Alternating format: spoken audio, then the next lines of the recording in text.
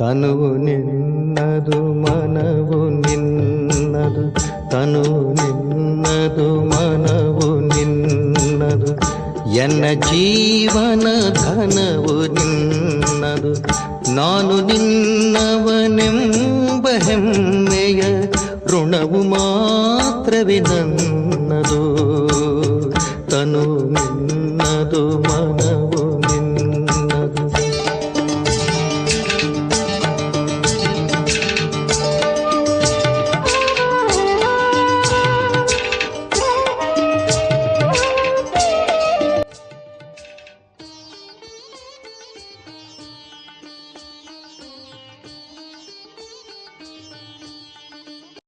ಓಂ ಶಾಂತಿ. ದಿನಾಂಕ 7/4/2026 ಪ್ರಾತಃ ಮುರಳಿ. ಬಾಪ್ದಾದ ಮಧುಬನ. ಮಧುರ ಮಕ್ಕಳೇ, ಯಾವಾಗಲೆಲ್ಲ ಸಮಯ ಸಿಗ್ತದೆ ಆಗ ಏಕಾಂತದಲ್ಲಿ ಕುಳಿತು ಸತ್ಯ ಪ್ರಿಯತಮನನ್ನು ನೆನಪು ಮಾಡಿ. ಏಕೆಂದರೆ ನೆನಪಿನಿಂದಲೇ ಸ್ವರ್ಗದ ರಾಜ್ಯ ಭಾಗ್ಯ ಸಿಗ್ತದೆ. ಶಿವ ಭಗವಾನು ವಾಚ. ತಂದೆ ಮಕ್ಕಳಿಗೂ ತಿಳಿಸಿದ್ದಾರೆ, ನೀವು ಓಂ ಶಾಂತಿ ಹೇಳ್ತೀರಿ, ತಂದೆಯೂ ಓಂ ಶಾಂತಿ, ಅರ್ಥಾತ್ ನೀವು ಆತ್ಮರು ಶಾಂತ ಸ್ವರೂಪರಾಗಿದ್ದೀರಿ ಎಂದು ಹೇಳ್ತಾರೆ. ತಂದೆಯೂ ಶಾಂತ ಸ್ವರೂಪನಾಗಿದ್ದಾರೆ. ಆತ್ಮದ ಸ್ವಧರ್ಮ ಶಾಂತಿಯಾಗಿದೆ, ಪರಮಾತ್ಮನದ್ದು ಸ್ವಧರ್ಮ ಶಾಂತಿಯಾಗಿದೆ. ನೀವು ಸಹ ಶಾಂತಿಧಾಮದಲ್ಲಿ ಇರುವವರಾಗಿದ್ದೀರಿ. ತಂದೆಯೂ ಸಹ ಹೇಳ್ತಾರೆ, ನಾನು ಕೂಡ ಅಲ್ಲಿರುವವನಾಗಿದ್ದೇನೆ. ನೀವು ಮಕ್ಕಳು ಪುನರ್ಜನ್ಮದಲ್ಲಿ ಬರ್ತೀರಿ, ನಾನು ಬರೋದಿಲ್ಲ. ನಾನು ಈ ರಥದಲ್ಲಿ ಪ್ರವೇಶ ಮಾಡ್ತೇನೆ. ಇದು ನನ್ನ ರಥವಾಗಿದೆ. ಒಂದು ವೇಳೆ ಶಂಕರನೊಂದಿಗೆ ಕೇಳ್ತೀರಿ, ಕೇಳುವುದಕ್ಕಂತೂ ಸಾಧ್ಯವಿಲ್ಲ. ಆದರೆ ತಿಳಿದುಕೊಳ್ಳಿ, ಸೂಕ್ಷ್ಮವತನದಲ್ಲಿ ಹೋಗಿ ಯಾರೇ ಕೇಳುತ್ತಾರೆಂದರೆ ಹೇಳ್ತಾರೆ, ಈ ಸೂಕ್ಷ್ಮ ಶರೀರ ನನ್ನದಾಗಿದೆ. ಶಿವ ತಂದೆ ಹೇಳ್ತಾರೆ, ಇದು ನನ್ನ ಶರೀರವಲ್ಲ, ಇದನ್ನು ನಾವು ಬಾಡಿಗೆಯಾಗಿ ತೆಗೆದುಕೊಂಡಿದ್ದೇವೆ. ಏಕೆಂದರೆ ನನಗೂ ಸಹ ಕರ್ಮೇಂದ್ರಿಯಗಳ ಆಧಾರ ಬೇಕಾಗಿದೆ. ಮೊಟ್ಟ ಮೊದಲ ಮುಖ್ಯ ಮಾತನ್ನು ತಿಳಿಸಬೇಕಾಗಿದೆ. ಪತಿತ ಪಾವನ ಜ್ಞಾನಸಾಗರ ಕೃಷ್ಣನಲ್ಲ. ಶ್ರೀಕೃಷ್ಣ ಸರ್ವಾತ್ಮರನ್ನು ಪತಿತರಿಂದ ಪಾವನರನ್ನಾಗಿ ಮಾಡುವುದಿಲ್ಲ. ಅವನಂತೂ ಪಾವನ ಪ್ರಪಂಚದಲ್ಲಿ ಬಂದು ರಾಜ್ಯ ಮಾಡ್ತಾನೆ. ಮೊದಲು ರಾಜಕುಮಾರನಾಗ್ತಾನೆ, ನಂತರ ಮಹಾರಾಜ ಆಗ್ತಾನೆ. ಅವರಲ್ಲಿಯೂ ಜ್ಞಾನವಿರೋದಿಲ್ಲ. ರಚನೆಯ ಜ್ಞಾನವಂತೂ ರಚಯಿತನಲ್ಲಿಯೇ ಇರುತ್ತದೆಯಲ್ಲವೇ. ಶ್ರೀಕೃಷ್ಣನನ್ನು ರಚನೆ ಎಂದು ಹೇಳಲಾಗ್ತದೆ. ರಚಯಿತ ತಂದೆಯೇ ಬಂದು ಜ್ಞಾನ ಕೊಡ್ತಾರೆ. ಈಗ ತಂದೆ ರಚಿಸುತ್ತಿದ್ದಾರೆ. ಹೇಳ್ತಾರೆ, ನೀವು ನನ್ನ ಮಕ್ಕಳಾಗಿದ್ದೀರಿ. ಬಾಬಾ, ನಾವು ತಮ್ಮವರಾಗಿದ್ದೇವೆ ಎಂದು ನೀವು ಹೇಳ್ತೀರಿ.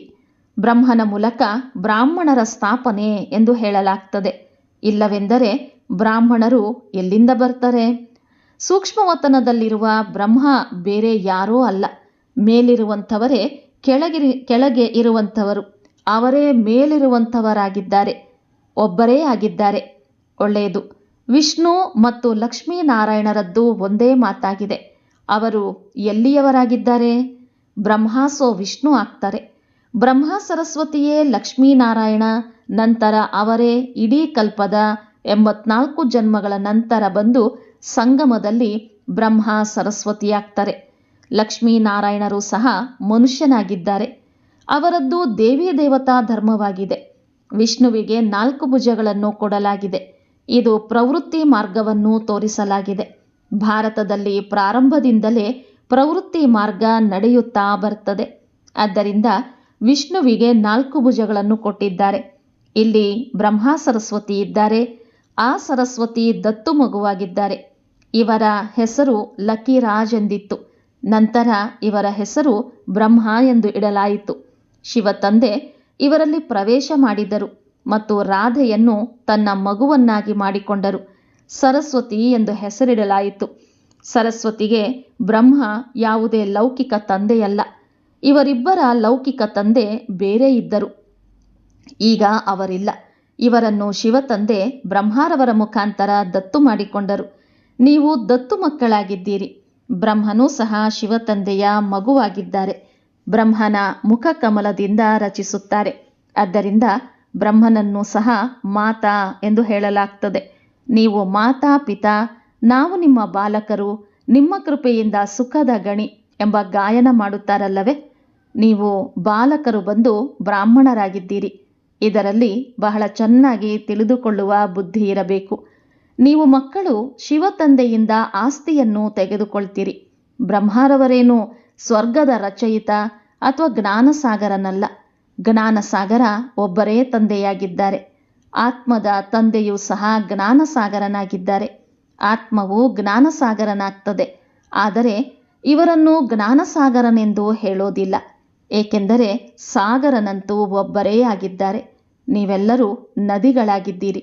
ಸಾಗರನಿಗೆ ತನ್ನದೇ ಆದ ಶರೀರವಿಲ್ಲ, ನದಿಗಳಿಗೆ ಇದೆ. ನೀವು ಜ್ಞಾನ ನದಿಗಳಾಗಿದ್ದೀರಿ. ಕಲ್ಕತ್ತಾದಲ್ಲಿ ಬ್ರಹ್ಮಪುತ್ರ ನದಿ ಬಹಳ ದೊಡ್ಡದಾಗಿದೆ. ಏಕೆಂದರೆ ಅದರ ಸಂಬಂಧ ಸಾಗರದೊಂದಿಗಿದೆ. ಅದರ ಮೇಳ ಬಹಳ ದೊಡ್ಡದಾಗಿ ಆಗ್ತದೆ. ಇಲ್ಲಿಯೂ ಮೇಳ ಆಗ್ತದೆ. ಸಾಗರ ಮತ್ತು ಬ್ರಹ್ಮಪುತ್ರ ಇಬ್ಬರೂ ಕಂಬೈಂಡ್ ಆಗಿದ್ದಾರೆ. ಇದು ಚೈತನ್ಯ, ಅದು ಜಡ ಮೇಳ ಆಗಿದೆ. ಈ ಮಾತನ್ನು ತಂದೆ ತಿಳಿಸ್ತಾರೆ. ಶಾಸ್ತ್ರಗಳಲ್ಲಿಲ್ಲ. ಶಾಸ್ತ್ರಗಳು ಭಕ್ತಿ ಮಾರ್ಗದ ವಿಭಾಗವಾಗಿದೆ. ಇದು ಜ್ಞಾನ ಮಾರ್ಗ, ಅದು ಭಕ್ತಿ ಮಾರ್ಗವಾಗಿದೆ. ಅರ್ಧಕಲ್ಪ ಭಕ್ತಿ ಮಾರ್ಗದ ವಿಭಾಗ ನಡೀತದೆ. ಅದರಲ್ಲಿ ಜ್ಞಾನಸಾಗರ ಇಲ್ಲವೇ ಇಲ್ಲ. ಪರಮಪಿತ ಪರಮಾತ್ಮ ಜ್ಞಾನಸಾಗರ ತಂದೆ ಸಂಗಮದಲ್ಲಿ ಬಂದು ಜ್ಞಾನ ಸ್ನಾನದಿಂದ ಎಲ್ಲರ ಸದ್ಗತಿ ಮಾಡ್ತಾರೆ.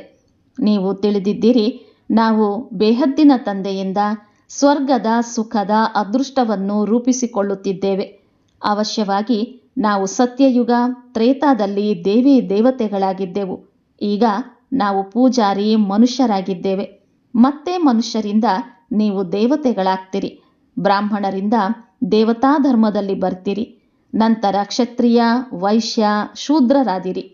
84 ಜನ್ಮಗಳನ್ನು ತೆಗೆದುಕೊಳ್ತಾ ಕೆಳಗಿಳಿಯಬೇಕಾಯಿತು. ಇದನ್ನೂ ಸಹ ನಿಮಗೆ ತಂದೆ ತಿಳಿಸಿದ್ದಾರೆ. ನೀವು ತಮ್ಮ ಜನ್ಮಗಳನ್ನು ತಿಳಿದುಕೊಂಡಿರಲಿಲ್ಲ.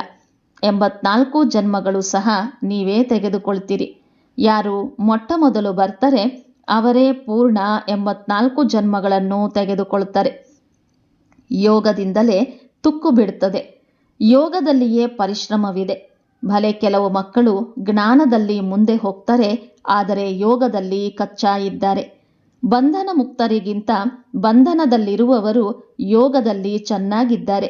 ಅವರಂತೂ ಶಿವತಂದೆಯ ಮಿಲನಕ್ಕಾಗಿ ಚಡಪಡಿಸುತ್ತಿದ್ದಾರೆ. ನಿಮಗಂತೂ ಸಿಕ್ಕಿದ್ದಾರೆ, ನೆನಪು ಮಾಡಿ ಎಂದು ಹೇಳಲಾಗ್ತದೆ. ಆದರೆ ನೀವು ಗಳಿಗೆಗೂ ಮರೆತು ಹೋಗ್ತೀರಿ. ನಿಮಗೆ ಬಿರುಗಾಳಿಗಳು ಬಹಳ ಬರ್ತವೆ. ಅವರು ನೆನಪಿನಲ್ಲಂತೂ ಚಡಪಡಿಸುತ್ತಿರುತ್ತಾರೆ. ನೀವು ಚಡಪಡಿಸೋದಿಲ್ಲ. ಅವರು ಮನೆಯಲ್ಲಿ ಕುಳಿತಿದ್ದಂತೆಯೇ ಶ್ರೇಷ್ಠ ಪದವಿ ಪಡೆಯುತ್ತಾರೆ. ನೀವು ತಿಳಿದಿದ್ದೀರಿ, ತಂದೆಯ ನೆನಪಿನಲ್ಲಿರುವುದರಿಂದ ನಮಗೆ ಸ್ವರ್ಗದ ರಾಜ್ಯಭಾಗ್ಯ ಸಿಗುವುದು.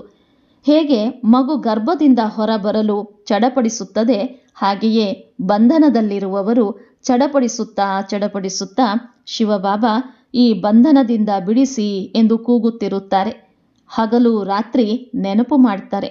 ನಿಮಗೆ ತಂದೆ ಸಿಕ್ಕಿದ್ದಾರೆಂದರೆ ನೀವು ಹುಡುಗಾಟಿಕೆಯಲ್ಲಿದ್ದೀರಿ. ನಾವು ಬಾಬಾರವರ ಮಕ್ಕಳಾಗಿದ್ದೇವೆ, ನಾವು ಈ ಶರೀರವನ್ನು ಬಿಟ್ಟು ರಾಜಕುಮಾರರಾಗ್ತೇವೆ ಎನ್ನುವ ಸ್ಥಿರವಾದ ಖುಷಿ ಆಂತರ್ಯದಲ್ಲಿರಬೇಕು. ಆದರೆ ಮಾಯೆ ನೆನಪು ಮಾಡಲು ಬಿಡೋದಿಲ್ಲ. ನೆನಪಿನಿಂದಲೇ ಬಹಳ ಖುಷಿಯಲ್ಲಿರ್ತೀರಿ. ನೆನಪು ಮಾಡುವುದಿಲ್ಲವೆಂದರೆ ಗುಟಕರಿಸುತ್ತಿರುತ್ತೀರಿ. ಅರ್ಧಕಲ್ಪ ನೀವು ರಾವಣ ರಾಜ್ಯದಲ್ಲಿ ದುಃಖವನ್ನು ನೋಡಿದ್ದೀರಿ. ಅಕಾಲ ಮೃತ್ಯು ಆಗ್ತಾ ಬಂದಿದೆ. ದುಃಖವಂತೂ ಇದ್ದೇ ಇದೆ. ಭಲೆ ಎಷ್ಟೇ ಸಾಹುಕಾರರಿರಲಿ, ದುಃಖವಂತೂ ಇದೆ. ಅಕಾಲ ಮೃತ್ಯುವಾಗ್ತದೆ. ಸತ್ಯಯುಗದಲ್ಲಿ ಇಂತಹ ಅಕಾಲ ಮರಣವಾಗೋದಿಲ್ಲ, ಎಂದೂ ಕಾಯಿಲೆಯಾಗೋದಿಲ್ಲ. ಸಮಯದಲ್ಲಿ ಕುಳಿತಿದ್ದಂತೆ ತಾನಾಗಿಯೇ ಒಂದು ಶರೀರ ಬಿಟ್ಟು ಇನ್ನೊಂದನ್ನು ತೆಗೆದುಕೊಳ್ತಾರೆ. ಅದರ ಹೆಸರೇ ಸುಖಧಾಮ ಎಂದಾಗಿದೆ. ಮನುಷ್ಯರಂತೂ ಸ್ವರ್ಗದ ಮಾತನ್ನು ಕಲ್ಪನೆ ಎಂದು ತಿಳಿತಾರೆ. ಸ್ವರ್ಗ ಎಲ್ಲಿಂದ ಬರ್ತದೆ ಎಂದು ಹೇಳ್ತಾರೆ. ನೀವು ತಿಳಿದಿದ್ದೀರಿ, ನಾವಂತೂ ಸ್ವರ್ಗದಲ್ಲಿ ಇರುವವರಾಗಿದ್ದೇವೆ. ಮತ್ತೆ 84 ಜನ್ಮಗಳನ್ನು ತೆಗೆದುಕೊಳ್ತೇವೆ. ಈ ಪೂರ್ಣ ಆಟ ಭಾರತದ ಮೇಲೆಯೇ ಮಾಡಲ್ಪಟ್ಟಿದೆ. ನಾವು 21 ಜನ್ಮಗಳು ಪಾವನ ದೇವಿ ದೇವತೆಗಳಾಗಿದ್ದೆವು. ನಂತರ ನಾವು ಕ್ಷತ್ರಿಯ, ವೈಶ್ಯ, ಶೂದ್ರರಾದೆವು. ಈಗ ಮತ್ತೆ ಬ್ರಾಹ್ಮಣರಾಗಿದ್ದೇವೆ ಎಂದು ನೀವು ತಿಳಿದುಕೊಂಡಿದ್ದೀರಿ. ಈ ಸ್ವದರ್ಶನ ಚಕ್ರ ಬಹಳ ಸಹಜವಾಗಿದೆ. ಇದನ್ನು ಶಿವ ತಂದೆ ತಿಳಿಸುತ್ತಿದ್ದಾರೆ. ಶಿವ ತಂದೆ ಬ್ರಹ್ಮನ ರಥದಲ್ಲಿ ಬಂದಿದ್ದಾರೆ ಎಂದು ತಿಳಿದಿದ್ದೀರಿ. ಯಾರು ಬ್ರಹ್ಮ ಆಗಿದ್ದಾರೆ ಅವರೇ ಸತ್ಯಯುಗದ ಆದಿಯಲ್ಲಿ ಶ್ರೀಕೃಷ್ಣನಾಗಿದ್ದನು. 84 ಜನ್ಮಗಳನ್ನು ತೆಗೆದುಕೊಂಡು ಪತಿತರಾದರು. ನಂತರ ಇವರಲ್ಲಿ ತಂದೆ ಪ್ರವೇಶ ಮಾಡಿ ದತ್ತು ಮಾಡಿಕೊಂಡಿದ್ದಾರೆ. ಸ್ವಯಂ ಹೇಳ್ತಾರೆ, ನಾನು ಈ ತನುವಿನ ಆಧಾರವನ್ನು ತೆಗೆದುಕೊಂಡು ನಿಮ್ಮನ್ನು ತನ್ನವರನ್ನಾಗಿ ಮಾಡಿಕೊಂಡಿದ್ದೇನೆ. ನಿಮ್ಮನ್ನು ಸ್ವರ್ಗದ ರಾಜಧಾನಿಗೆ ಯೋಗ್ಯರನ್ನಾಗಿ ಮಾಡುತ್ತೇನೆ. ಯಾರು ಯೋಗ್ಯರಾಗುತ್ತಾರೆಯೋ ಅವರೇ ರಾಜ್ಯಭಾಗ್ಯದಲ್ಲಿ ಬರ್ತಾರೆ. ಇದರಲ್ಲಿ ಒಳ್ಳೆಯ ಗುಣವಿರಬೇಕು. ಮುಖ್ಯವಾಗಿರುವುದೇ ಪವಿತ್ರತೆಯಾಗಿದೆ. ಈ ಮಾತಿನಲ್ಲಿ ಅಬಲೆಯರ ಅತ್ಯಾಚಾರವಾಗ್ತದೆ. ಕೆಲವು ಕಡೆ ಪುರುಷರ ಮೇಲೂ ಅತ್ಯಾಚಾರಗಳಾಗ್ತವೆ. ವಿಕಾರಕ್ಕಾಗಿ ಒಬ್ಬರಿಗೊಬ್ಬರು ಬೇಸರಪಡಿಸುತ್ತಾರೆ. ಇಲ್ಲಿ ಮಾತೆಯರು ಬಹಳ ಮಂದಿ ಇರುವ ಕಾರಣ ಶಕ್ತಿ ಸೇನೆ ಎಂಬ ಗಾಯನವಾಗಿದೆ. ಒಂದೇ ಮಾತರಂ. ಸುಂದರರಾಗಲು ಈಗ ನೀವು ಕಾಮಚಿತೆಯಿಂದ ಇಳಿದು ಜ್ಞಾನಚಿತೆಯ ಮೇಲೆ ಕುಳಿತಿದ್ದೀರಿ. ದ್ವಾಪರದಿಂದ ಕಾಮಚಿತೆಯ ಮೇಲೆ ಕುಳಿತಿದ್ದೀರಿ. ಒಬ್ಬರಿಗೊಬ್ಬರು ವಿಕಾರ ಕೊಡುವ ಕಂಕಣವನ್ನು ವಿಕಾರಿ ಬ್ರಾಹ್ಮಣರು ಬಂಧಿಸುತ್ತಾರೆ. ನೀವು ನಿರ್ವಿಕಾರಿ ಬ್ರಾಹ್ಮಣರಾಗಿದ್ದೀರಿ. ನೀವದನ್ನು ಕ್ಯಾನ್ಸಲ್ ಮಾಡಿ ಜ್ಞಾನಚಿತೆಯ ಮೇಲೆ ಕೂರಿಸುತ್ತೀರಿ. ಕಾಮಚಿತೆಯಿಂದ ಕಪ್ಪಾದಿರಿ, ಜ್ಞಾನಚಿತೆಯಿಂದ ಸುಂದರರಾಗ್ತೀರಿ. ತಂದೆ ಹೇಳ್ತಾರೆ, ಭಲೆ ಒಟ್ಟಾಗಿ ಇರಿ, ಆದರೆ ಪ್ರತಿಜ್ಞೆ ಮಾಡಿ ನಾವು ವಿಕಾರದಲ್ಲಿ ಹೋಗೋದಿಲ್ಲ ಎಂದು. ಆದ್ದರಿಂದ ಬಾಬಾ ಉಂಗುರವನ್ನೂ ತೊಡಿಸುತ್ತಾರೆ. ಶಿವ ತಂದೆ ತಂದೆಯೂ ಆಗಿದ್ದಾರೆ, ಪ್ರಿಯತಮನೂ ಆಗಿದ್ದಾರೆ. ಎಲ್ಲ ಸೀತೆಯರ ರಾಮನಾಗಿದ್ದಾರೆ. ಅವರೇ ಪತಿತ ಪಾವನನೂ ಆಗಿದ್ದಾರೆ. ಬಾಕಿ ರಘುಪತಿ ರಾಘವ ರಾಜಾರಾಮನ ಮಾತಲ್ಲ. ಅವರು ಸಂಗಮದಲ್ಲಿಯೇ ಈ ಪ್ರಾರಬ್ಧವನ್ನು ಪಡೆದಿದ್ದರು. ಅವರಿಗೆ ಹಿಂಸಕ ಬಾಣ ತೋರಿಸುವುದು ತಪ್ಪಾಗಿದೆ.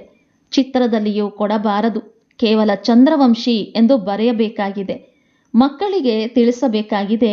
ಶಿವ ತಂದೆ ಇವರ ಮೂಲಕ ನಮಗೆ ಈ ಚಕ್ರದ ರಹಸ್ಯವನ್ನು ತಿಳಿಸುತ್ತಿದ್ದಾರೆ. ಸತ್ಯನಾರಾಯಣನ ಕಥೆ ಹೇಳ್ತಾರಲ್ಲವೇ, ಅದು ಮನುಷ್ಯರು ಮಾಡಿರುವ ಕಥೆಯಾಗಿದೆ. ನರನಿಂದ ನಾರಾಯಣನಂತೂ ಯಾರೂ ಆಗೋದಿಲ್ಲ. ಸತ್ಯನಾರಾಯಣನ ಕಥೆ ಅರ್ಥವೇ ಆಗಿದೆ ನರನಿಂದ ನಾರಾಯಣರಾಗುವುದು. ಅಮರ ಕಥೆಯೂ ಸಹ ತಿಳಿಸ್ತಾರೆ. ಆದರೆ ಅಮರಪುರಿಯಲ್ಲಂತೂ ಯಾರೂ ಹೋಗೋದಿಲ್ಲ. ಮೃತ್ಯುಲೋಕ 2,500 ವರ್ಷ ನಡೀತದೆ. 3ನೆಯ ನೇತ್ರದ ಕಥೆಯನ್ನು ಮಾತೆಯರು ಕೇಳ್ತಾರೆ. ವಾಸ್ತವದಲ್ಲಿ ಇದು 3ನೆಯ ಜ್ಞಾನದ ನೇತ್ರವನ್ನು ಕೊಡುವ ಕಥೆಯಾಗಿದೆ. ಈಗ ಜ್ಞಾನದ 3ನೇ ಆತ್ಮನಿಗೆ ಸಿಗ್ತದೆ. 3ನೇ ನೇತ್ರ ಆತ್ಮನಿಗೆ ಸಿಗ್ತದೆ. ಅಂದ ಮೇಲೆ ಆತ್ಮಾಭಿಮಾನಿಯಾಗಬೇಕಾಗಿದೆ. ನಾನು ಈ ಶರೀರದ ಮೂಲಕ ಈಗ ದೇವತೆಯಾಗ್ತೇನೆ. ನನ್ನಲ್ಲಿಯೇ ಸಂಸ್ಕಾರವಿದೆ. ಮನುಷ್ಯರೆಲ್ಲರೂ ದೇಹಾಭಿಮಾನಿಯಾಗಿದ್ದಾರೆ. ತಂದೆ ಬಂದು ದೇಹಿ ಅಭಿಮಾನಿಯನ್ನಾಗಿ ಮಾಡ್ತಾರೆ. ಮತ್ತೆ ಮನುಷ್ಯರು ಆತ್ಮ ಪರಮಾತ್ಮ ಒಂದೇ ಆಗಿದೆ, ಇವೆಲ್ಲ ರೂಪಗಳನ್ನು ಪರಮಾತ್ಮನೇ ಧಾರಣೆ ಮಾಡಿದ್ದಾರೆ ಎಂದು ಹೇಳ್ತಾರೆ. ತಂದೆ ಹೇಳ್ತಾರೆ, ಇದೆಲ್ಲ ರಾಂಗ್ ಆಗಿದೆ. ಇದಕ್ಕೆ ಮಿಥ್ಯಾ ಅಭಿಮಾನ, ಮಿಥ್ಯಾ ಜ್ಞಾನವೆಂದು ಹೇಳಲಾಗ್ತದೆ. ತಂದೆ ತಿಳಿಸ್ತಾರೆ, ನಾನು ಬಿಂದುವಿನಂತೆ ಇದ್ದೇನೆ. ನೀವೂ ಸಹ ತಿಳಿದುಕೊಂಡಿರಲಿಲ್ಲ, ಇವರೂ ಸಹ ತಿಳಿದುಕೊಂಡಿರಲಿಲ್ಲ. ಈಗ ತಂದೆ ತಿಳಿಸ್ತಾರೆ, ಇದರಲ್ಲಿ ಸಂಶಯ ಬರಬಾರದು, ನಿಶ್ಚಯವಾಗಬೇಕು. ತಂದೆ ಅವಶ್ಯವಾಗಿ ಸತ್ಯವನ್ನೇ ಹೇಳ್ತಾರೆ. ಸಂಶಯ ಬುದ್ಧಿ ವಿನಶ್ಯಂತಿ. ಅಂಥವರು ಪೂರ್ಣ ಆಸ್ತಿಯನ್ನು ಪಡೆಯೋದಿಲ್ಲ. ಆತ್ಮಾಭಿಮಾನಿಯಾಗುವುದರಲ್ಲಿಯೇ ಪರಿಶ್ರಮವಿದೆ. ಭೋಗವನ್ನು ತಯಾರು ಮಾಡ್ತಾ ಬುದ್ಧಿ ತಂದೆಯ ಕಡೆ ತೊಡಗಿರಲಿ. ಪ್ರತಿ ಮಾತಿನಲ್ಲಿ ಈ ಅಭ್ಯಾಸ ಮಾಡಬೇಕಾಗಿದೆ. ನೆನಪಿನಿಂದಲೇ ನೀವು ಸತೋಪ್ರಧಾನರಾಗ್ತೀರಿ. 8 ಗಂಟೆ ಕರ್ಮ ಮಾಡುವುದಕ್ಕಾಗಿ ಕೊಡಲಾಗಿದೆ. ಮಧ್ಯದಲ್ಲಿಯೂ ಸಹ ಏಕಾಂತದಲ್ಲಿ ಹೋಗಿ ಕುಳಿತುಕೊಳ್ಳಿ. ನೀವು ತಂದೆಯ ಪರಿಚಯವನ್ನು ಎಲ್ಲರಿಗೂ ತಿಳಿಸಿ. ಇಂದು ಕೇಳುವುದಿಲ್ಲವೆಂದರೆ ನಾಳೆ ಕೇಳ್ತಾರೆ. ತಂದೆ ಸ್ವರ್ಗದ ಸ್ಥಾಪನೆ ಮಾಡ್ತಾರೆ. ನಾವು ಸ್ವರ್ಗದಲ್ಲಿದ್ದೆವು, ಈಗ ಮತ್ತೆ ನರಕವಾಸಿಗಳಾಗಿದ್ದೇವೆ. ಈಗ ಮತ್ತೆ ತಂದೆಯ ಆಸ್ತಿ ಸಿಗಬೇಕಾಗಿದೆ. ಭಾರತವಾಸಿಗಳಿಗೆ ತಿಳಿಸಲಾಗ್ತದೆ, ತಂದೆ ಬರುವುದು ಭಾರತದಲ್ಲಿಯೇ ಆಗಿದೆ. ನೋಡಿ, ನಿಮ್ಮ ಬಳಿ ಮುಸಲ್ಮಾನರೂ ಬರ್ತಾರೆ. ಅವರೂ ಸಹ ಸೇವಾ ಕೇಂದ್ರವನ್ನು ಸಂಭಾಳನೆ ಮಾಡ್ತಾರೆ. ಹೇಳ್ತಾರೆ, ಶಿವ ತಂದೆಯ ನೆನಪು ಮಾಡಿರಿ. ಸಿಖ್ಖರೂ ಬರ್ತಾರೆ, ಕ್ರಿಶ್ಚಿಯನ್ನರೂ ಬರ್ತಾರೆ, ಮುಂದೆ ಹೋದಂತೆ ಬಹಳ ಬರ್ತಾರೆ. ಈ ಜ್ಞಾನ ಎಲ್ಲರಿಗಾಗಿ ಇದೆ. ಏಕೆಂದರೆ ಇದಾಗಿದೆ ತಂದೆಯ ಸಹಜ ನೆನಪು ಮತ್ತು ಸಹಜ ಆಸ್ತಿ. ಆದರೆ ಅವಶ್ಯವಾಗಿ ಪವಿತ್ರರಂತೂ ಆಗಬೇಕಾಗ್ತದೆ. ದಾನ ಕೊಟ್ಟರೆ ಗ್ರಹಣ ಬಿಡುವುದು. ಈಗ ಭಾರತದಲ್ಲಿ ರಾಹುವಿನ ಗ್ರಹಣವಿದೆ. ನಂತರ ಬೃಹಸ್ಪತಿ ದಶೆ ಪ್ರಾರಂಭವಾಗ್ತದೆ 21 ಜನ್ಮಗಳಿಗಾಗಿ. ಮೊದಲು ಬೃಹಸ್ಪತಿ ದಶೆಯಾಗ್ತದೆ, ನಂತರ ಶುಕ್ರ ದಶೆಯಾಗ್ತದೆ. ಸೂರ್ಯವಂಶೀಯರ ಮೇಲೆ ಬೃಹಸ್ಪತಿ ದಶೆ, ಚಂದ್ರವಂಶೀಯರ ಮೇಲೆ ಶುಕ್ರ ದಶೆ ಎಂದು ಹೇಳಲಾಗ್ತದೆ. ನಂತರ ದಶೆಗಳು ಕಡಿಮೆಯಾಗ್ತಾ ಹೋಗ್ತದೆ. ಎಲ್ಲದಕ್ಕಿಂತ ಕೆಟ್ಟ ದಶೆಯಾಗಿದೆ ರಾಹು ದಶೆ. ಬೃಹಸ್ಪತಿ ಯಾವುದೇ ಗುರುವಾಗುವುದಿಲ್ಲ. ಈ ದಶೆಯಾಗಿದೆ ವೃಕ್ಷಪತಿಯದ್ದು. ವೃಕ್ಷಪತಿ ತಂದೆ ಬರ್ತಾರೆ, ಅಂದ ಮೇಲೆ ವೃಕ್ಷಪತಿ ಮತ್ತು ಶುಕ್ರ ದಶೆಯಾಗ್ತದೆ. ರಾವಣ ಬರುತ್ತಾನೆಂದರೆ ರಾಹು ದಶೆಯಾಗ್ತದೆ. ನೀವು ಮಕ್ಕಳ ಮೇಲೆ ಈಗ ಬೃಹಸ್ಪತಿ ದಶೆ ಕುಳಿತುಕೊಳ್ತದೆ. ಕೇವಲ ವೃಕ್ಷಪತಿಯನ್ನು ನೆನಪು ಮಾಡಿ ಪವಿತ್ರರಾಗಿ ಅಷ್ಟೇ. ಒಳ್ಳೆಯದು.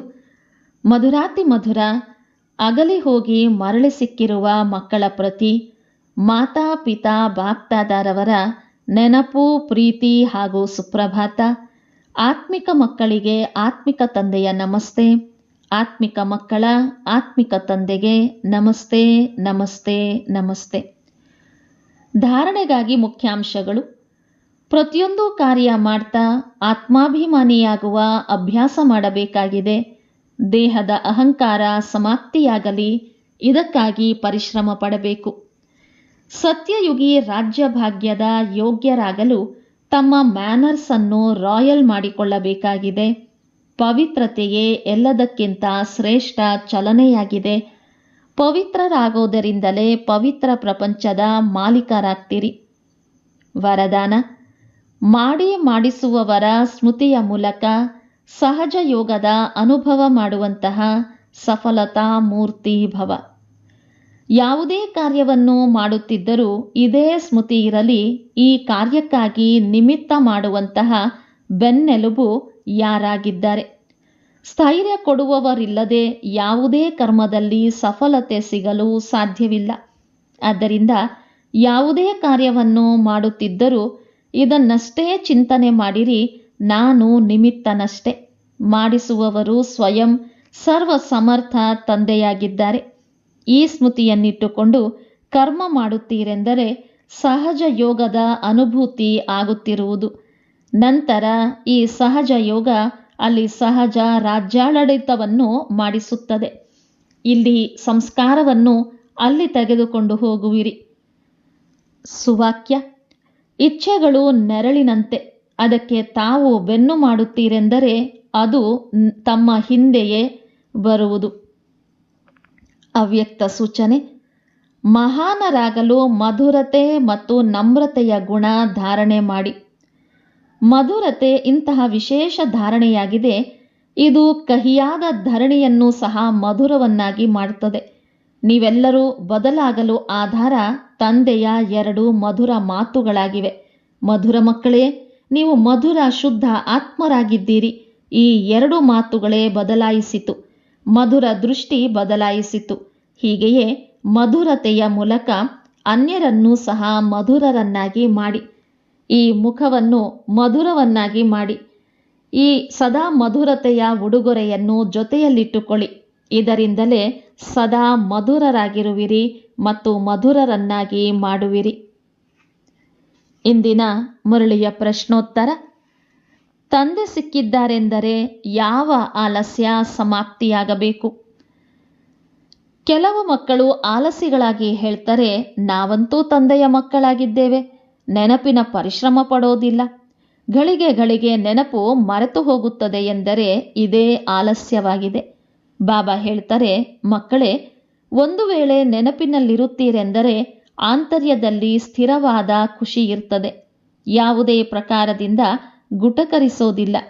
ಹೇಗೆ ಬಂಧನದಲ್ಲಿರುವವರು ನೆನಪಿನಲ್ಲಿ ಚಡಪಡಿಸುತ್ತಾರೆ, ಹಗಲು ರಾತ್ರಿ ನೆನಪು ಮಾಡ್ತಾರೆ, ಹಾಗೆಯೇ ನೀವು ಸಹ ನಿರಂತರ ನೆನಪಿನಲ್ಲಿ ಇರಬೇಕಾಗಿದೆ. ಒಳ್ಳೆಯದು. ಓಂ ಶಾಂತಿ.